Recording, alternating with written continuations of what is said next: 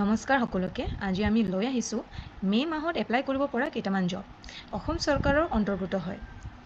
PWD Assam Recruitment 2026 53 junior engineering post এটা ওলাইছে। ইয়াৰে লাষ্ট ডেট হ'ব 10 জুন 2026। জুনিয়ৰ ইঞ্জিনিয়াৰ ইলেক্ট্ৰিকেল পোষ্টটো department of public works building and national highway ডিপাৰ্টমেণ্টৰ আণ্ডাৰত আহে আৰু ইয়াৰ কেটেগৰী পে স্কেল ক'ব গ'লে 14,000ৰ পৰা ষ্টাৰ্ট কৰি 70,000লৈকে আৰু ইয়াৰ গ্ৰেড পে হ'ব 8,700। বয়সৰ সীমা 40 বছৰৰ তলত আৰু 18 বছৰৰ তলত হ'ব নালাগিব। মানে ক'ব গ'লে মানুহজন 40 বছৰৰ ওপৰত হ'ব নালাগিব আৰু 18 বছৰৰ তলত হ'ব নোৱাৰিব। মিনিমাম এডুকেশ্যনেল কোৱালিফিকেশ্যন কেণ্ডিডেটছৰ 3 years diploma in electrical engineering from any technical institute recognise by AICTE আৰু ডিপ্ল'মা কৰ্চটো ৰেগুলাৰ হ'ব লাগিব। আৰু other criteria of PWD Assam ৰিক্ৰুইটমেণ্টত কেণ্ডিডেটজন পাৰ্মানেণ্ট ৰেজিডেণ্ট অফ আছাম হ'ব লাগিব, PRC থাকিব লাগিব মানুহজনৰ, এমপ্লয়মেণ্ট এক্সচেঞ্জ ৰেজিষ্ট্ৰেশ্যন চাৰ্টিফিকেটো থাকিব লাগিব আৰু লগতে কেণ্ডিডেটজনে স্মল ফেমিলি নৰ্মছৰ ফৰ্মটো ছাবমিট কৰিব লাগিব যেতিয়া ফৰ্ম ফিল আপ কৰে। আৰু ইয়াৰ এপ্লিকেশ্যন ফি জেনেৰেল আৰু EWSৰ কাৰণে 297, OBC আৰু MOECৰ কাৰণে 197, ST/SCৰ কাৰণে 47, PWBDৰ কাৰণে 47 আৰু নেম অফ দ্য পোষ্টটো হ'ল class 1 junior grade home guards in Assam home guard service under home and political departments. তো ইয়াৰে টোটেল পোষ্টটো হ'ব 22 নম্বৰ্ছ আৰু এইটো কণ্ডাক্ট কৰিব আছাম পাব্লিক ছাৰ্ভিচ এণ্ড কমিশ্যনে।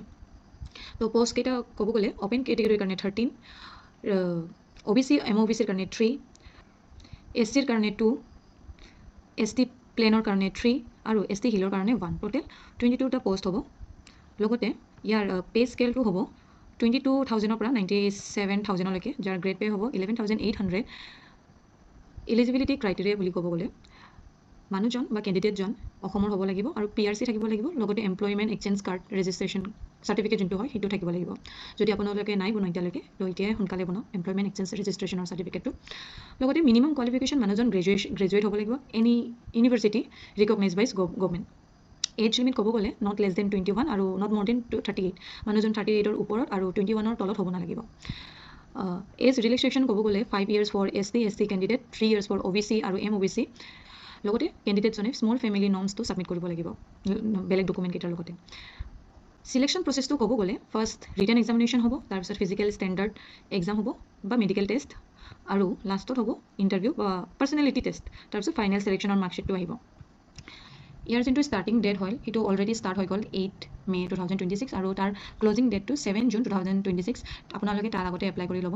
আৰু লাষ্ট ডেট অফ পে'মেণ্টটো হ'ল 9 জুন 2026। ইয়াতে জেনেৰেল কেটেগৰীৰ কাৰণে 297 এপ্লিকেশ্যন ফিটো, OBC MOBCৰ কাৰণে 197 আৰু SC ST BPL বা PWDৰ কাৰণে 47 rupees পে' কৰিব লাগিব। এইটো এপ্লাইটো কেনেকৈ কৰিব লাগিব মই কৈ আছোঁ।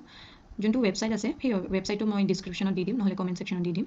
আপোনালোকে লিংকটো ক্লিক কৰিব, তাৰপিছত ৰেজিষ্টাৰ কৰি ল'ব, দেন তাৰপিছত OTP এটা আহিব আৰু সেই OTPটো এণ্টাৰ কৰাৰ পিছত আপোনালোকে আপোনাৰ ফোন নম্বৰ আৰু নহ'লে ইমেইল দি লগ ইন কৰি ল'ব লাগিব।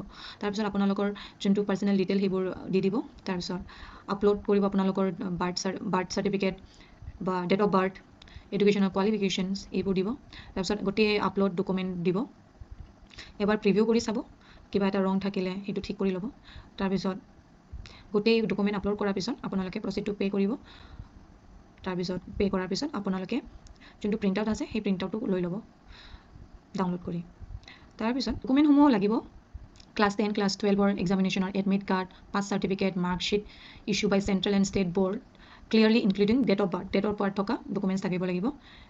আৰু যদি এক্সপিৰিয়েঞ্চ আছে তেনেহ'লে সেইটো দিব লাগিব। Caste certificate issue by government of Assam সেইটো দিব লাগিব। BPL চাৰ্টিফিকেটো দিব লাগিব যদি নেচেচাৰী হয়। আজিৰ কাৰণে এইখিনিয়ে আছিল। আগন্তুক ভিডিঅ'ৰ কাৰণে আপোনালোকে ছাবস্ক্ৰাইব কৰক, মোক লাইক কৰক, শ্বেয়াৰ কৰক।